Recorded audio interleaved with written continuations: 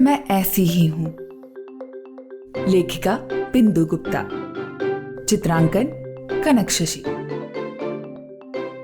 भेड़ों का एक झुंड शाम को घर वापस लौट रहा था, हमेशा की तरह खुश। बस मटकों के अलावा। वो खेत के नए दरवाजे के अंदर से जाने के लिए बहुत चौड़ी थी। वो 1 हफ्ते से बाहर सो रही थी। लानत है इस दरवाजे पर, ये ठीक नहीं है। योगी भेड़ ने कहा, योग करो, योग करके तुम दुबली हो जाओगी, फिर तुम इस दरवाजे में समा पाओगी। अगले दिन से मटकों ने योग करना शुरू कर दिया।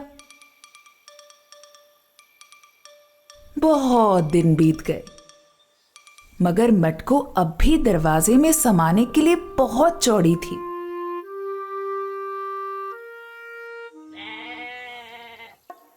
धावक भेड़ ने सलाह दी, दौड़ना शुरू करो, दौड़ने से तुम दुबली हो जाओगी, उसके बाद तुम आराम से दरवाजे से निकल पाओगी।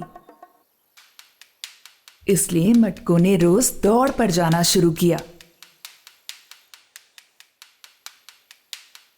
दिन बीतते गए, मगर वो अब भी दरवाजे के भीतर जाने के लिए बहुत चौड़ी थी।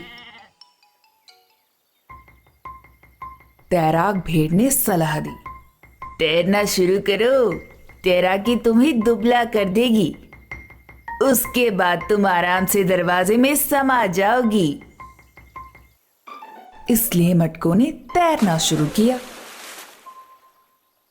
लेकिन अब भी दरवाजे के पार जाने के लिए वो बहुत चौड़ी थी। बन्नी उसे अपनी साइकिल दिखाने के लिए आई। साइकिल चलाना शुरू करो मटको, साइकिलिंग तुम्हें दुबला कर देगी। अगर साइकिल चलाने के बाद भी तुम इस दरवाजे के पार नहीं निकल पाए तो मैं जिंदगी में कभी टोपी नहीं पहनूंगी।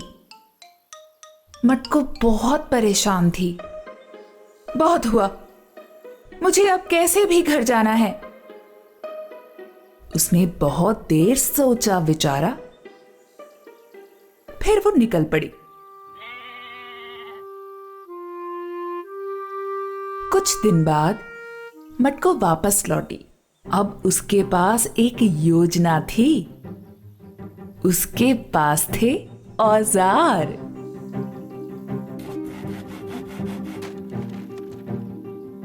अगले दिन जब मटको सोकर उठी तो वो अपनी पसंदीदा जगह पर थी। बाकी सारी भेड़ें हैरान थी। मगर तुम तो अभी भी इतनी चौड़ी हो, वे मिमियाई। तुम बाड़े के अंदर आई कैसे? मैंने बस दरवाजे को थोड़ा सा चौड़ा कर दिया, मटको ने मुस्कुराते हुए जवाब दिया। मैं चुस्त हूँ, मैं दुरुस्त हूँ, मैं ऐसी ही हूँ।